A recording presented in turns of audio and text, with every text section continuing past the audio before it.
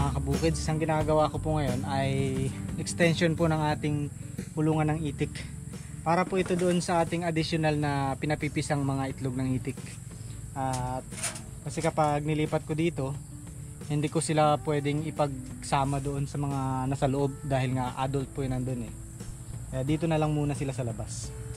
Para paminsan-minsan makapapakawalan ko kapag maganda naman yung panahon. At ginamitan po natin ng ng yero. Kasi kung net, baka mapasok ng mga kakain sa kanila yung aso at pusa. So, parang kaya pa naman nilang talunin, pero sana hindi na.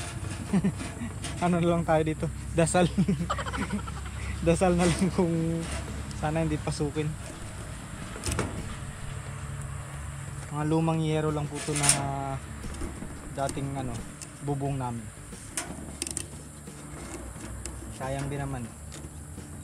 Nakatambay.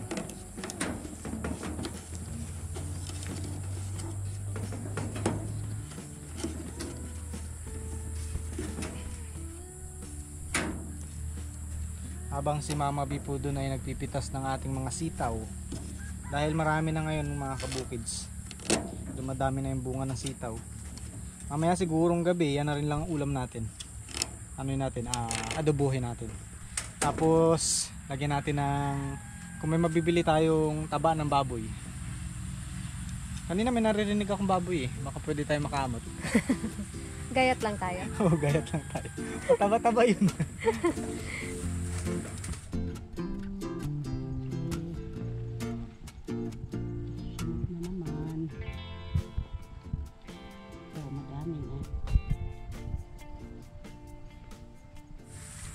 Tapos dito ang bala ko po ay puro buho. Yan, marami pa ako dito mga in-order na buho. Medyo natenga na nga eh. Kaya dito magagamit natin yan. Puro buho siya dito. Sinsin na buho.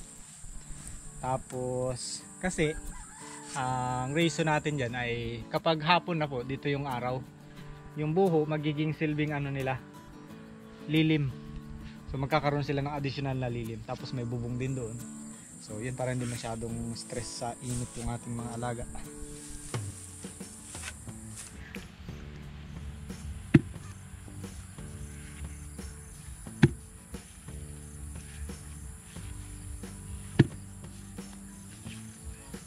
Yun. Ang ating assistant, pagaling na. Malapit nang makabakod. Malapit na, unti-unti nang nabubuhat-buhat. Huwag lang pertahin pa.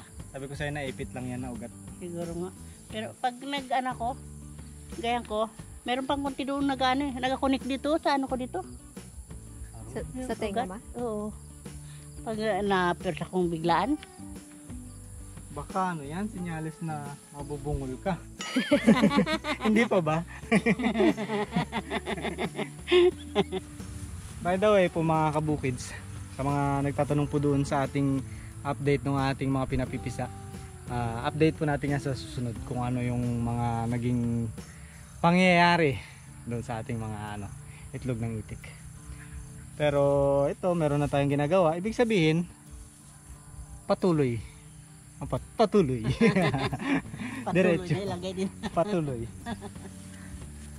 Maliban po dun sa ginawa natin dun sa bahay namin, sa baryo.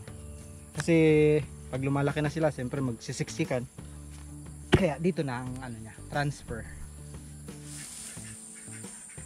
Ito dito, maliliit pa. Ito mga kabukid. Tamang-tama na, pitasin na natin. Baka gumulang, hindi na naman natin magulay.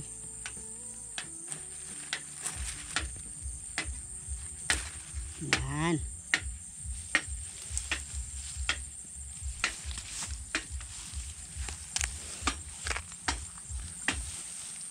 Ito pa may nagtago na. Oh.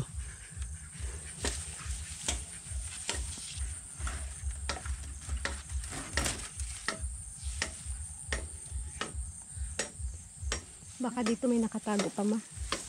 Wala natin baka may nagtago pa. Wala na. Pagsisilip natin, kinagatay lang. Putakti. Putakti pala meron. May pa dito. Ito mga 2 araw pa siguro man, no? Oo. Ilang araw pa. Baka dyan sa taas meron na. Kaso hindi natin maabot. Meron tayo sa taas na 1, 2, 3, 4. 4. Meron sa Sa pinakabahay taas. meron pa.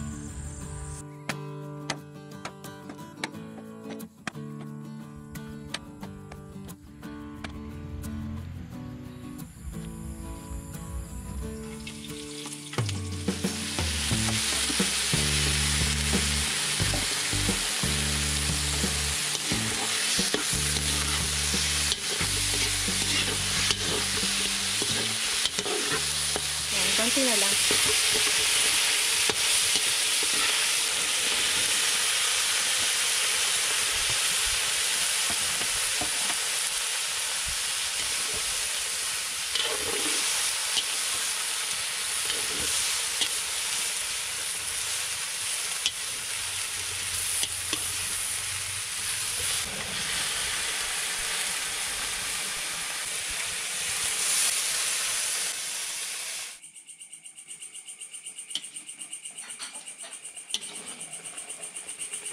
Ayan, medyo malambot na mga kabukids tong ating sitaw. Timplahan na po natin.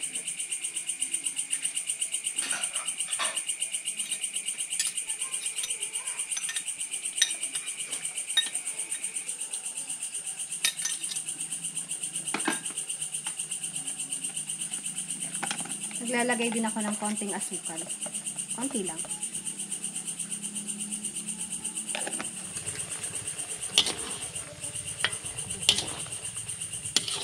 Sarap. Medyo naigahan na. At syempre, hindi po makukumpleto ang ating adobo nang walang suka. Nakakalasing na suka. Bigyan natin ng konti. Okay.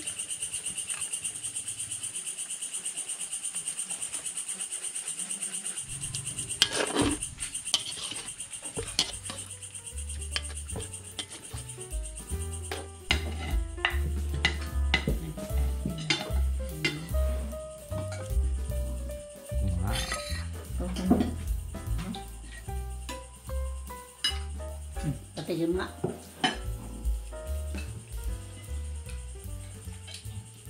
Naman. Kain po mga kabukids.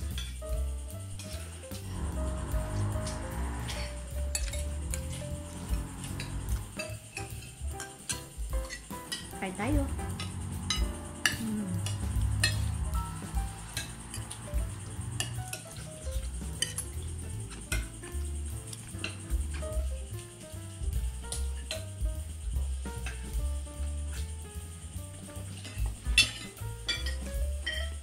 Hindi ulit natin nakasama ngayon mga kabukid si Tita B at si Bilog. Dahil dito sa baryo, ang kasama namin dito sa bahay, si Auntie Men, si Tanine dito rin natutulog palagi. Naman.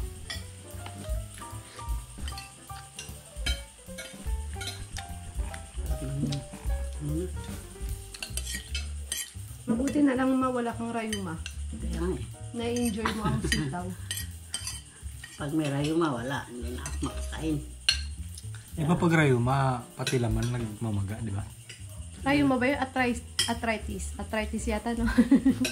Hindi ka pa naka-experience kahit minsan man na rayumahin. Pero pa. Diba? Pero hingalin, araw-araw. Yun na lang. Pero rayuma wala pa. Kaunti min wala? Rayuma? Gusto mo? Gusto mo? Nabusog. Sarap. Busog ako agad. Gusto ko pa magmerienda ng tinapay. May nakita akong tinapay kanina eh. Pagkatapos ng kain, merienda tinapay. Carb din. Si Tanini nga, nag-bahat na doon. Nagbago. Bago maluto yung ulam. Nagugutom na daw. Hindi ko natapos makakabukid yung ginagawa ko doon. So bukas na naman siguro yun. Kung samahan ako ni Mama B. Pagpatuloy namin. Bukas na naman. To be continued yun mga kabukid.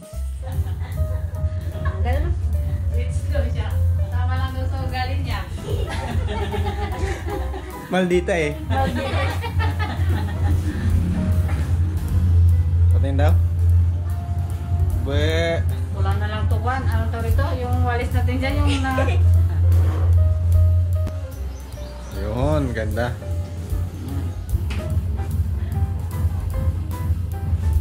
Yan. Taway ka muna sa mga kabukids. Buti na lang nagtrabaho ako sa SM. May alam ako konti. Basic. Ayan mga kabukids, kasama natin si Bilog at si Tani na mini-makeup pa ni Jinky. Dahil ngayong araw po ay reading month ng mga estudyante. Kaya meron ako dito ang ballerina, naka-makeup. Isang itim ng ballerina. Oh, ganda ng lipstick kaso yung itim ang ngipin. Ewan, sana tumama dito. Oo, dami ha. Ayan pala ng mga lipstick si Mama. Oo. Wow!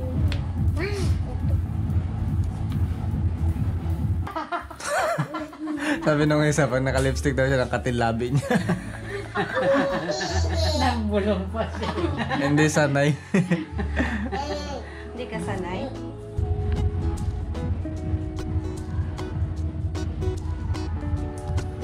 Walis! Baka man si Bilog ate. Bye-bye! Enjoy!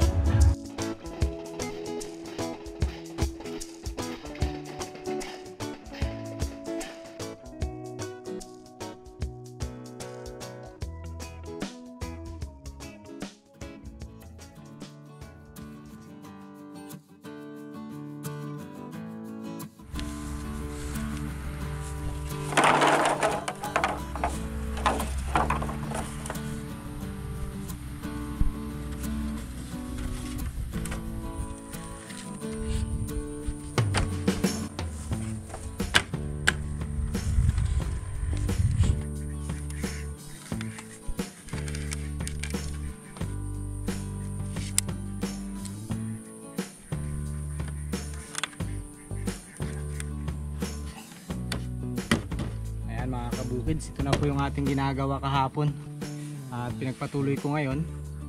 Malapit na matapos, konting-konti na lang dito sa kabilang side.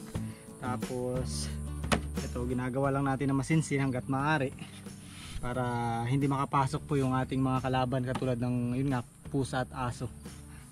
At yun, malilim sa kabilang side. Yan po yung purpose natin, oh. Ayan, oh, ang lilim, oh. Pwedeng pag ganitong oras mula alas 2 hanggang sa lumubog yung araw, malilim na dito. Ang laki ng lilim yun hanggang doon. So pwede tumambay dito yung mga itik. Kaya yan ang aking naging reason bakit dito hinabaan natin yung mga buko. Yan, mano-mano ko lang itong mga ganitong bagay.